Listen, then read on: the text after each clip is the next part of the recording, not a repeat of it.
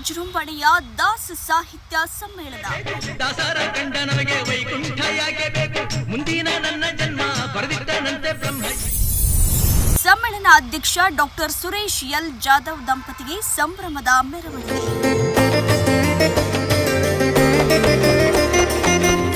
ಮೆರವಣಿಗೆಯಲ್ಲೇ ಗಮನ ಸೆಳೆದ ಗೀತಾ ನೃತ್ಯ ಸಂಭ್ರಮ.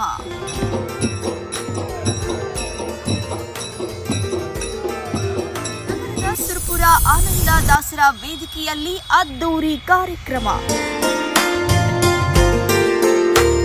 ಕಲಬುರಗಿ ಜಿಲ್ಲಾ ಕನ್ನಡ ಸಾಹಿತ್ಯ ಪರಿಷತ್ ಹಾಗೂ ಕಸಪ ದಕ್ಷಿಣ ವಲಯದ ಆಶ್ರಮದಲ್ಲಿ ನಗರದ ಕನ್ನಡ ಭವನದ ಸುರಪುರ ಆನಂದ ದಾಸರು ವೇದಿಕೆಯಲ್ಲಿ ಜರುಗಿದ ಒಂದು ದಿನದ ಕಲಬುರಗಿ ವಿಭಾಗೀಯ 4ನೇ ದಾಸ ಸಾಹಿತ್ಯ ಸಮ್ಮೇಳನದ ಸರ್ವಾಧ್ಯಕ್ಷೆ ವಹಿಸಿ ಮಾತನಾಡಿದ ಡಾಕ್ಟರ್ ಸುರೇಶ್ ಎಲ್ ಜಾಧವ್ ಅವರು, ದಾಸ ಸಾಹಿತ್ಯದ ಸಂಶೋಧನೆ ಮತ್ತು ಅಧ್ಯಯನಕ್ಕಾಗಿ ವಿಶ್ವವಿದ್ಯಾಲಯಗಳಲ್ಲಿ ಪೀಠ ಸ್ಥಾಪಿಸಬೇಕು.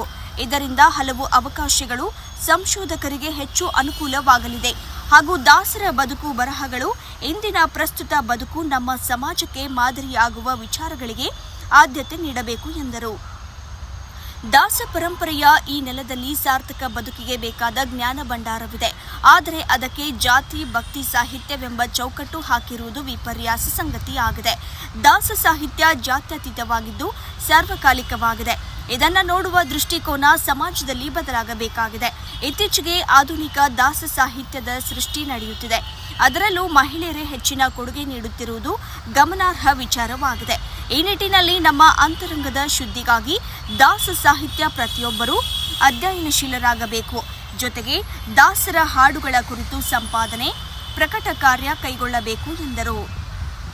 ಮಾಜಿ ಶಾಸಕ ದತ್ತಾತ್ರೇಯ ಪಾಟೀಲ್ ರೇವೂರ ಮಾತನಾಡಿ, ರಾಜ್ಯದಲ್ಲಿಯೇ ದಾಸ ಸಾಹಿತ್ಯ ಸಮ್ಮೇಳನ ಏರ್ಪಡಿಸಿರುವುದು ಪರಿಷತ್ ಇತಿಹಾಸದಲ್ಲಿಯೇ ಮೊದಲು.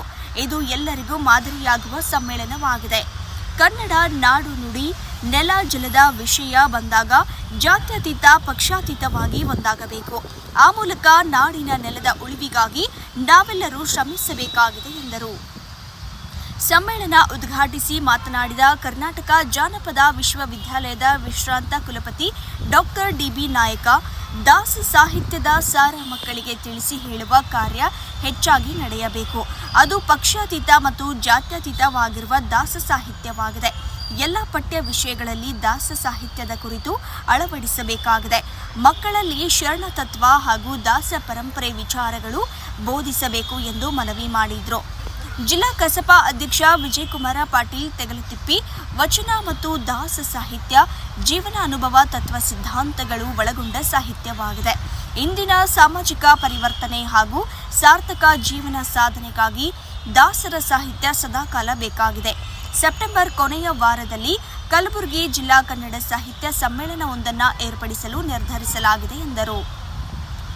ಹಿರಿಯ ಪತ್ರಕರ್ತ ಶೇಷಮೂರ್ತಿ ಅವಧಾನಿ, ಮುದಗಲ್ ವೆಂಕಟೇಶ, ಶ್ಯಾಮರಾವ ಚಿಂಚೋಳಿ, ಗೋಪಾಲರಾವ ಟೆಂಗಳ್ಳಿ, ಡಾಕ್ಟರ್ ರಮೇಶ್ ಕುಲಕರ್ಣಿ, ಸುರೇಶ್ ಕೊಟಗಿ, ಬಾಬುರಾವ ಕುಲಕರ್ಣಿ ಅವರನ್ನ ದಾಸಾಮೃತ ಗೌರವ ಪುರಸ್ಕಾರ ನೀಡಿ ಗೌರವಿಸಲಾಯಿತು.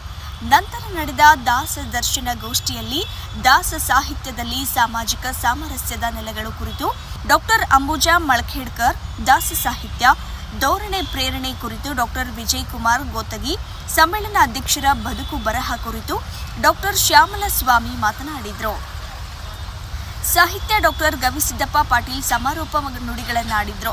ಇಂದು ದಾಸ ಸಾಹಿತ್ಯದ ಹೊಸ ಆಲೋಚನೆಗಳು ಮಾಡುವಲ್ಲಿ ಹಾಗೂ ಮುನ್ನಡೆಯಲು ಇಂಥ ಸಮ್ಮೇಳನಗಳು ಪೂರಕವಾಗಿವೆ. ದಾಸ ಸಾಹಿತ್ಯದ ಜನಮುಖಿ ಮತ್ತು ಸಮಾಜಮುಖಿಯಾಗಬೇಕಾದರೆ ಅದರ ಅಧ್ಯಯನ ಮತ್ತು ಸಂಶೋಧನಾ ಕಾರ್ಯಗಳು ಅವಶ್ಯಕವಾಗಿವೆ.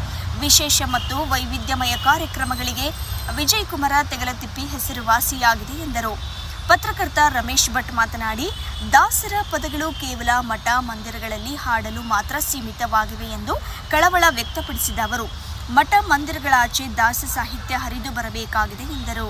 ಸಮಾರಂಭದಲ್ಲಿ ಆನಂದ ತೀರ್ಥ ಜೋಶಿ, ಅವಿನಾಶ್ ಕುಲಕರ್ಣಿ, ವಿಜಯಕುಮಾರ್ ಕಟ್ಟಿಮನಿ, ಜಯಶ್ರೀ ಯಾದಗಿರಿ, ಶಿವಕುಮಾರ್, ಸಿಎಚ್ ಚಂದ್ರಕಾಂತ್, ಸೂರನ್, ಸಂಗಪ್ಪ ಬಿಮ್ಮಳ್ಳಿ ವೇದಿಕೆ ಮೇಲಿದ್ದರು.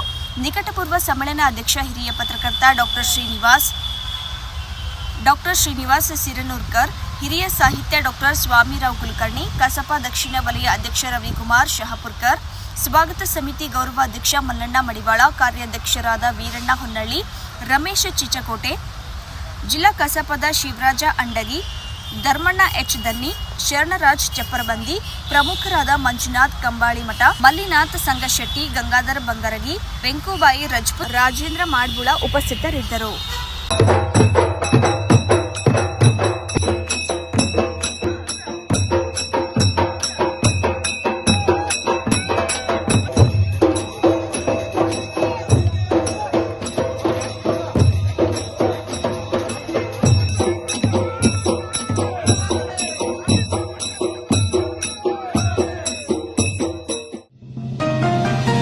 ಜನಸಾಮಾನ್ಯರ ಧ್ವನಿಯಾಗಿ ದಮನಿತರ ಬಲವಾಗಿ SSW ನ್ಯೂಸ್ ಕನ್ನಡ ಚಾನೆಲ್.